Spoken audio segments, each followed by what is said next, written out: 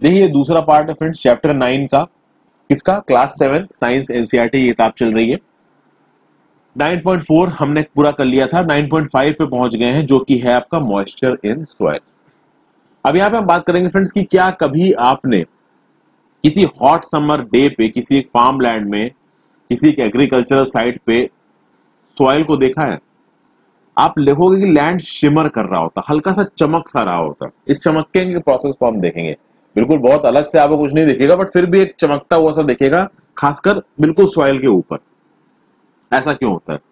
आप एक boiling tube लीजिए, उस बॉइलिंग ट्यूब में 2 चम्मच नमक डाल दीजिए और उसको एक फ्लेम में हीट करिए जैसा कि आपको फिगर 9.6 में दिखाया जा रहा है, और आप देखिए कि हो क्या रहा है।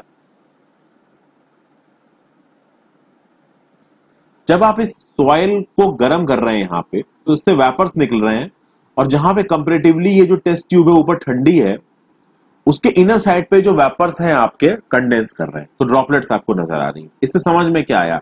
इससे समझ में आया कि ये जो सॉइल है, इस सॉइल में आपका होता है मॉइस्चर, और जो गर्मी में जो आपका लैंड है उस पे जो सॉइल पड़ा है उसमें भी मॉइस्चर है। अब जब गर्मी पड़ेगी भीषण सन की, तो वो जो मॉइस्चर है वो उसमें से इवेपोरेट होगा फ्रेंड्स। तो जब वो मॉइस्चर उसमें से इवेपोरेट होगा तो वेपर बन के ऊपर उठेगा, ठीक है ना फ्रेंड्स। तो जब वो वेपर बन के ऊपर उठेगा तो जो एयर होगी सॉइल के ऊपर, ऐसा लगेगा कि वो एयर शिमर कर रही है, ठीक है ना। तो on a hot summer day the vapours coming out of the soil reflect the sunlight and the air above the soil seems to shimmer. तो सॉइल के ऊपर वाटर वेपर की एक लेयर होगी, और वो वाटर वेपर की लेयर जो सनलाइट आ रही है उसको रिफ्लेक्ट करेगी, जिसकी वजह से वो जो सॉइल है वो आपको चमकता हुआ सा लगेगा। तो इसको ये एक प्रोसेस है जो इस चीज को दिखाता है कि भाई सॉइल में अच्छा खासा मॉइस्चर होता है। उसके बाद जब आप सॉइल को हीट कर लें, उसके बाद आप उस सॉइल को बाहर निकालें टेस्ट ट्यूब से, और आप उसको नॉर्मल सॉइल से कंपेयर करिए। देखिए आपको प्रॉपर्टीज में क्या फर्क नजर आएगा, काफी सारे फर्क नजर आएंगे। तो आपको बेसिकली फर्क क्या नजर आएगा? एक ऐसा सॉइल जिसमें मॉइस्चर है और एक ऐसा सॉइल जिसमें मॉइस्चर नहीं है। इन दोनों के बीच का डिफरेंस आपको समझ में आएगा, ठीक है। आगे चलते हैं, absorption of water in the soil की बात करेंगे यहां पे हम लोग, कि भाई एक सॉइल कितना अमाउंट ऑफ वाटर एब्जॉर्ब करता है, इसको देखना है। तो इसके लिए आप एक प्लास्टिक फनल लीजिए, और प्लास्टिक फनल के ऊपर लगाने के लिए फिल्टर पेपर ले लीजिए या न्यूज़ पेपर की शीट ले लीजिए, और उसको कुछ फोल्ड करके जैसा कि इस फिगर 9.7 में लगा रखा है वैसा लगाइए। तो यहाँ पे आप देख रहे हैं फ्रेंड्स, अंदर एक बीकर के अंदर आपने फनल फंसा दिया और फनल के ऊपर आपने फिल्टर पेपर लगा दिया। और इस फिल्टर पेपर में आप क्या करोगे? इस फिल्टर पेपर में आप डालोगे नमक। कितना नमक डालोगे? तो 50 ग्राम ड्राई नमक डाल रहे हैं, पाउडर्ड सॉइल। आपने 50 ग्राम ड्राई नमक उठाया, वो कुछ क्लम्स के फॉर्म में होगा, उसको पीस के अपने हाथ के अंदर पीस के देखे करिएगा कोई कीड़ा ईड़ा ना हो। पीसने के बाद सॉइल को आप इस फनल में डाल दीजिए, ठीक है। अब आप एक काम करिए कि एक दूसरे बीकर में ठीक ठाक अमाउंट ऑफ पानी लीजिए, और उस बीकर से थोड़ा थोड़ा थोड़ा करके पानी आप इस फनल में डालने लगी। ड्रॉप बाय ड्रॉप आप इस पानी फनल में जो सॉइल रखा है उस सॉइल के ऊपर डालने लगी। और इसके लिए आप एक ड्रॉपर का प्रयोग कर सकते हैं, और जहां जहां पे सॉइल फैला हुआ है उस फनल में प्रॉपर तरीके से जहां जहां सॉइल फैला हुआ वहां वहां आप पानी को डालिए, ठीक है। पानी को आप सॉइल के ऊपर तब तक डालते रहिए जब तक वो पानी ड्रिप ना करने लगे। यानी यहां पे आपने किसी और बीकर से पानी उठाया इस ड्रॉपर के थ्रू, और ड्रॉपर के थ्रू इस फनल के अंदर जो फिल्टर पेपर है उसके अंदर जो सॉइल पड़ा उसके ऊपर आप पानी टपकाने लगे। तब तक टपकाने लगे जब तक ये नीचे फनल के थ्रू पानी इसमें ड्रिप करना ना शुरू कर जाए। जब ड्रिप करना शुरू कर जाए पानी, उस समय पे आप रुक जाइए, और उस समय पे जो इनिशियली आपने दूसरा बीकर लिया था जिसमें पानी भरा हुआ था, इनिशियली आपने पानी की क्वांटिटी नोट की, उसके बाद आपने इस फिल्टर पेपर में पानी डाला, तब तक डाला जब तक यहां से ड्रिप नहीं करने लगा। तो उस समय पे जब आपने पानी डालना बंद कर दिया, उस समय पे जो बीकर के अंदर का पानी है उसको आपको मेजर करना है, ठीक है। तो यहां पे आपको यही समझना है कि मान लीजिए initial volume of water in the measuring cylinder है, जिस और सिलेंडर के अंदर पानी रखा था वो मान लीजिए UmL था, और फाइनली जो वाटर उस सिलेंडर के अंदर बचा उस बीकर के अंदर जो आपने जहां से पानी निकाल लिया था वो VmL है। तो इस सॉइल ने ड्रिप करने से पहले कितना पानी को लगभग इस्तेमाल किया? इसने U-VmL पानी को इस्तेमाल कर लिया। तो weight of the water absorb by the soil कितना हो जाएगा? U-V ग्राम।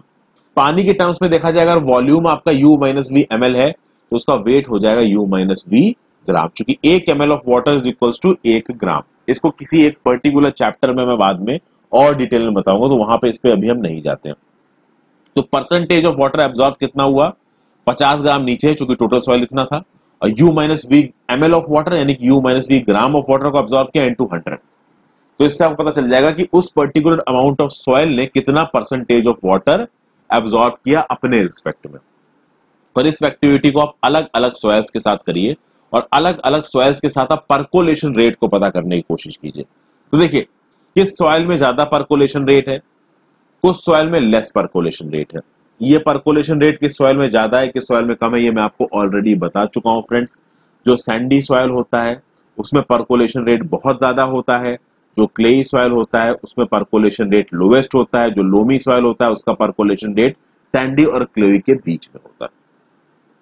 ठीक है, अब यहां पे बूझो ने सुना, उसका नेबर बोल रहा है कि भाई रेन के 8 से 10 दिन बाद पॉन्ड में जो पानी है और कुएं में जो पानी है वो बढ़ गया। अब यहां पे एक सवाल है कि which type of soil will allow water to reach a well faster और इन ग्रेटर अमाउंट। ये तो मैंने आपको अभी बता दिया फ्रेंड्स कि देखिए ग्राउंड वाटर रिचार्ज हो या वेल्स का रिचार्ज हो, यानी पानी जब सतह के नीचे जाना हो, तो ऑब्वियस सी बात है कि वो सैंडी सॉइल में सतह के नीचे ज्यादा जाएगा, क्योंकि सैंडी सॉइल में परकोलेशन रेट ज्यादा होता है, आराम से पानी नीचे चला जाएगा। समझ गए। वहीं पे अगर क्लेई सॉइल होगा तो पानी को पकड़ लेगा।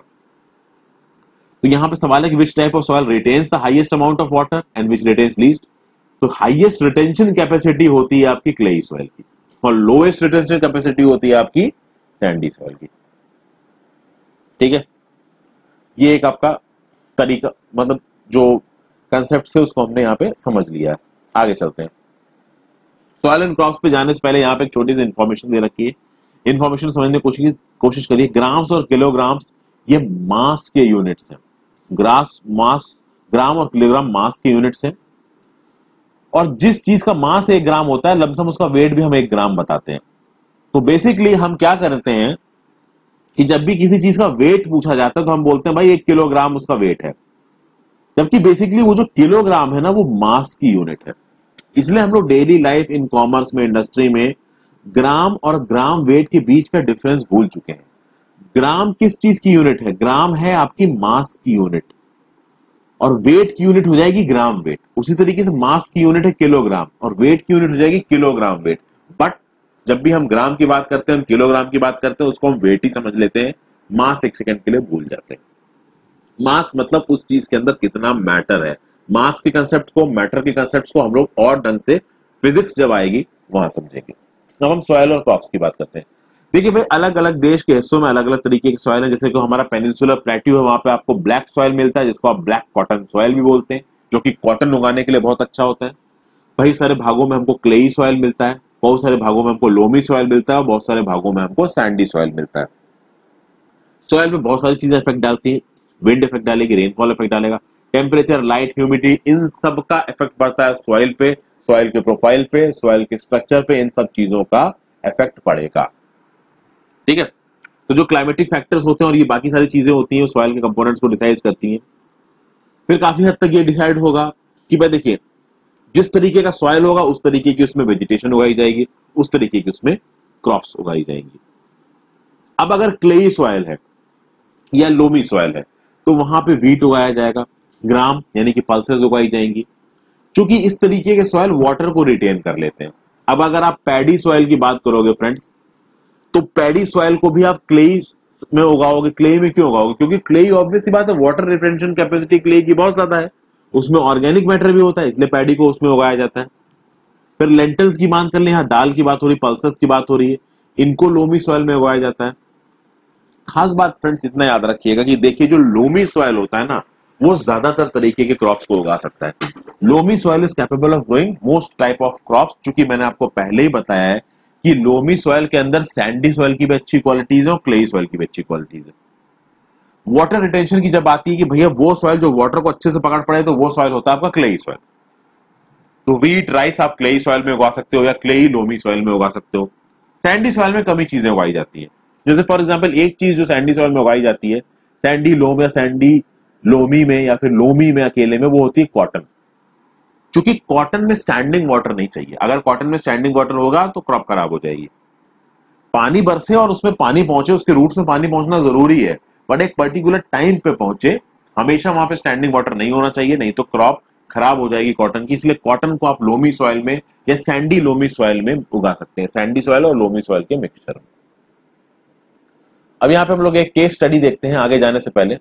आगे तो वैसे ज्यादा कुछ बचा नहीं है, पहले आगे वाला ही कंप्लीट कर लेते हैं, फिर बीच की केस स्टडी को देखते हैं। तो यहाँ पे लिखा हुआ है फॉर कॉटन सैंडी लोम और loam which drain water easily and hold plenty of air are more suitable. और चूंकि सैंडी सॉइल की एक बहुत खास बात होती है कि उसमें एरेशन बहुत अच्छा होता है, ये तो मैंने आपको पहले ही बताया था।